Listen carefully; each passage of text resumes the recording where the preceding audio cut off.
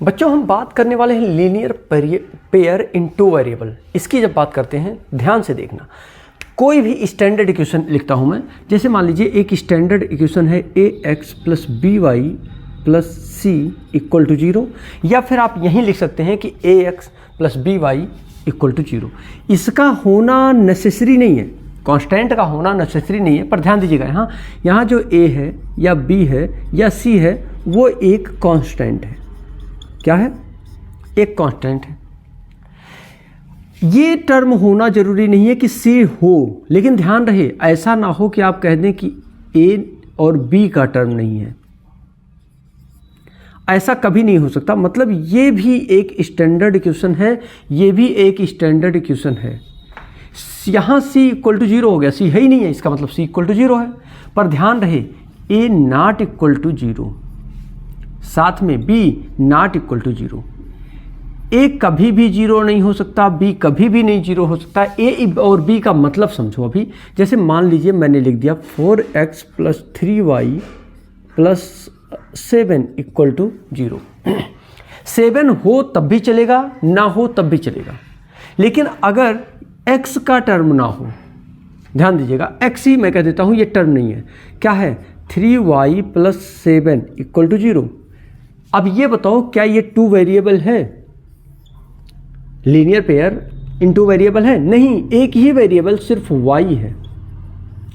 तो जब y एक वेरिएबल है तो ये क्या समझ में आया कि जब बिना x के कोई टू वेरिएबल नहीं हो सकता ये इक्वेशन, तो बिना y के ये टू वेरिएबल कैसे हो सकता है? मतलब x भी होना जरूरी है टर्म में, इक्वेशन में, और y का टर्म भी होना जरूरी है। कांस्टेंट हो तब भी चलेगा, ना हो तब भी चलेगा। अब थोड़ा सा आगे बढ़ते हैं। जब इस कंडीशन की बात करें कि ax plus B Y plus C equal to 0, तो ax plus B Y equal to भी 0, पर इसको थोड़ी देर के लिए भूल जाओ आप। मान लो ये नहीं लिखा है, बस इतना समझो। स्टैंडर्ड इक्वेशन है ax plus B Y plus C equal to 0, जहाँ a not equal to 0, b not equal to 0। a और b कभी 0 नहीं हो सकते, ये दिमाग में रहे। तब क्या हो सकता है? उस समय एक इसको जो रिप्रेजेंट करने का सिस्टम है उसको हम क्या कर सकते हैं? a square plus B square equal to 0 आप लिख सकते हैं। ये प्रायः इससे रिप्रेजेंट किए जाते हैं। क्या किए जाते हैं? इससे रिप्रेजेंट किए जाते हैं। पर ध्यान रहे, फिर बोलता हूँ, बार बार बोलता हूँ कि a नॉट इक्वल टू 0 है, फिर वहीं b नॉट इक्वल टू 0 है। a not equal to 0, b not equal to 0, पर ध्यान रहे इसको इस टर्म से आप रिप्रेजेंट कर सकते हैं। क्या? कि a square plus B square equal to 0। मेरी बात समझ में आ रही है? मतलब a square plus B square equal to 0 हो सकता है, ऐसा रिप्रेजेंट कर सकते हैं, पर ऐसा ना हो कि आप a और b के टर्म को ही गायब कर दे रहे हैं। मतलब x और y के टर्म को ही गायब कर दे रहे हैं और आप कह रहे हैं ये क्वाड्रेटिक लीनियर पेयर है टू वेरिएबल में। कभी नहीं होगा। ठीक है ना? एक चीज़ तो ये क्लियर हो गया। आइए थोड़ा सा और चलते हैं। कुछ कंडीशन है इसके, जैसे कुछ क्या होगा, कैसे होगा, कुछ ऐसे कंडीशन हम आपको बताते हैं कि कब ये कट कर सकते हैं। संभावनाएं हैं कि ये क्या कर सकते हैं? कट कर सकते हैं। कब संभावनाएं हैं कि ये संगत भी हो सकते हैं, या कब ऐसी संभावनाएं हैं कि जब ये समांतर हो सकते हैं। मान लीजिए अब आपके पास एक नहीं, स्टैंडर्ड इक्वेशन तो आप जानते हैं ax plus B Y plus C equal to 0 है। अब इसी स्टैंडर्ड इक्वेशन से मान लीजिए दो समीकरण लिखते हैं। पहला है a1x plus b1y plus c1 equal to 0, और दूसरा इक्वेशन लिख देते हैं a2x plus b2y plus c2 equal to 0।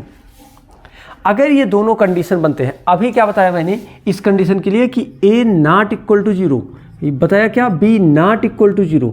हाँ, लेकिन एक कंडीशन बन सकता है a square plus B square equal to 0 हो सकता है, जिससे रिप्रेजेंट आप इसको कर सकते हैं। ध्यान रहे, इसका मतलब आप ये मत सोचिएगा कि यहाँ भी वही बात, सेम कंडीशन यहाँ भी कर दीजिए कि a1 equal to 0, b1 equal to 0, ऐसा कुछ भी नहीं हो सकता। क्या नहीं हो सकता?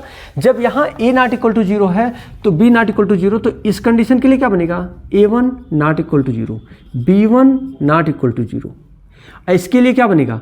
a2 not equal to 0, b2 not equal to 0। मेरी बात समझ में आ रही है ना? मेरी बात समझ में आ रही है मैं क्या बोल रहा हूँ? तो इस तरीके से आप इसको समझिए पहले कि ये कॉन्सेप्ट क्या है, लॉजिक क्या है इसका। इस सिचुएशन में क्या बन सकता है? ये हो सकता है, एक थोड़ा सा ध्यान देना, इसके 3 बेसिक कॉन्सेप्ट मिलेंगे आपको। कितने 3 बेसिक्स कॉन्सेप्ट मिलेंगे जो आपको दिमाग में अपने रखना है और उसके हिसाब से आपको इसका आंसर करना है। हाँ, कभी कभी आपसे कहा जाएगा कि इसको ग्राफ द्वारा रिप्रेजेंट करिए, थोड़ा सा वेट करिए, सब बता दूंगा। बस अब देखिए, मान लीजिए कभी ऐसा कंडीशन आ जाए, पहला कंडीशन बनता है कि मान लीजिए पहला कंडीशन कुछ ऐसा बन जाता है कि A1 upon A2 A1 by A2 B1 by B2 not equal है, इक्वल नहीं नॉट इक्वल है। कभी ऐसा कंडीशन बन जाए तब क्या होगा? कभी ऐसा बन जाए कि ये तीनों बराबर हो गए तब क्या होगा? या कभी ऐसा बन जाए कि A1 B1, दूसरा कंडीशन बताता हूँ। अच्छा चलो इसको देखो, कभी ऐसा कंडीशन बन जाए तो समझ लीजिए कि ये प्रतिच्छेद कर सकते हैं एक दूसरे को, मतलब कट कर सकते हैं ये एक दूसरे को, ये दोनों रेखाएं एक दूसरे को क्या कर सकती हैं? अगर ग्राफ बनाया जाए तो एक दूसरे को क्या कर सकती हैं? काट सकती हैं। कब? जब ऐसा बन जाए कि A1 by A2 not equal to B1 by B2 हो। ऐसा कंडीशन बन जाए तो मान लेना कि इनके पास संभावनाएं हैं किसकी? इसको एक दूसरे को प्रतिच्छेद करने की, इन दोनों को एक दूसरे को प्रतिच्छेद करने की संभावनाएं बनी हुई हैं, ठीक है ना। इसका मतलब जब ऐसा कुछ प्रतिच्छेद करने का कंडीशन बन जाए तो समझ लीजिए ये कैसा हल देने वाले हैं? अद्वितीय हल देने वाले हैं। इनका जो सॉल्यूशन आएगा वो क्या आएगा? जो इनका आंसर आएगा वो क्या आएगा? यूनिक आएगा, यूनिक आंसर होगा, यूनिक सॉल्यूशन मिलेगा। पहला कंडीशन समझ में आ गया? फिर से बोलूं, मान लीजिए इसको कंपेयर करो। जैसे एक एग्जांपल लेता हूं कि कोई समीकरण दिया है 2x plus 4y plus 3 equal to 0 और अगला है x प्लस 2y प्लस 6, चलो 6 इक्वल टू 0। तो चेक करो कि A1 बाई A2, A1 मतलब 2, 1 B1 मतलब A2 मतलब कुछ भी नहीं है, इसका मतलब 1 है। 1 से मल्टीप्लाई करने कोई चेंज नहीं आएगा ना, 1 है।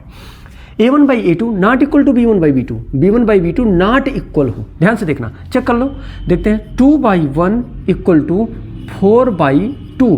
अब इसको सॉल्व करोगे तो 2 आ जाएगा, 2 1 जा 2, यानी देखो 2/1 इक्वल टू 2/1, ये दोनों बराबर आ गया। इसका मतलब ये इसका यूनिक हल नहीं होगा। हाँ, ऐसा आ सकता था जैसे मान लो ये 3 हो जाता। एक एग्जांपल ले लो, यहाँ क्या आ गया? आप अब देखो 3 आ गया, अब तो ये नहीं कट होगा।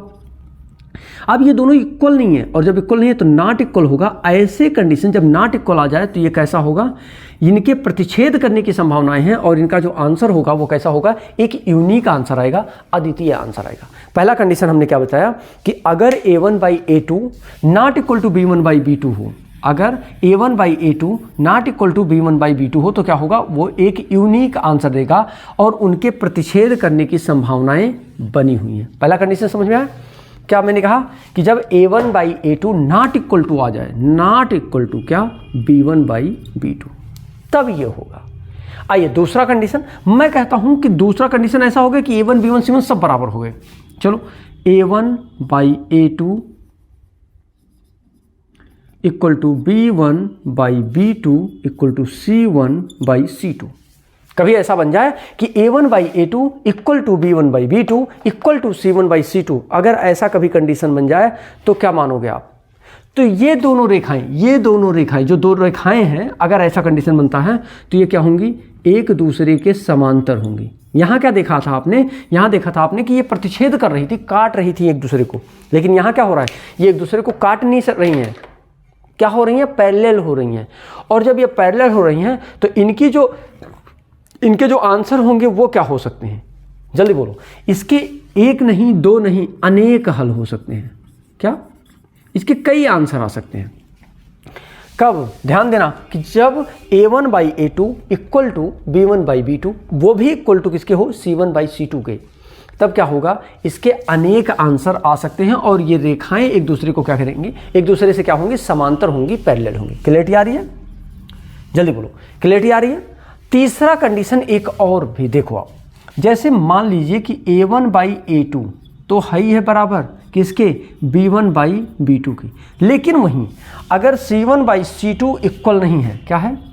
C1 बाई C2 एक दूसरे, ये C1 लिखा है, C1 और बाई C2 एक दूसरे के अगर बराबर नहीं हो, क्या देखा आपने कि A1 बाई A2 बराबर है किसके, B1 बाई B2 के। A1 बाई A2 क्या है, बराबर है किसके, B1 बाई B2 के। लेकिन वहीं जो ये टोटल है ये C1 बाई C2 के अगर बराबर नहीं है, तब क्या होगा, जल्दी बोलो।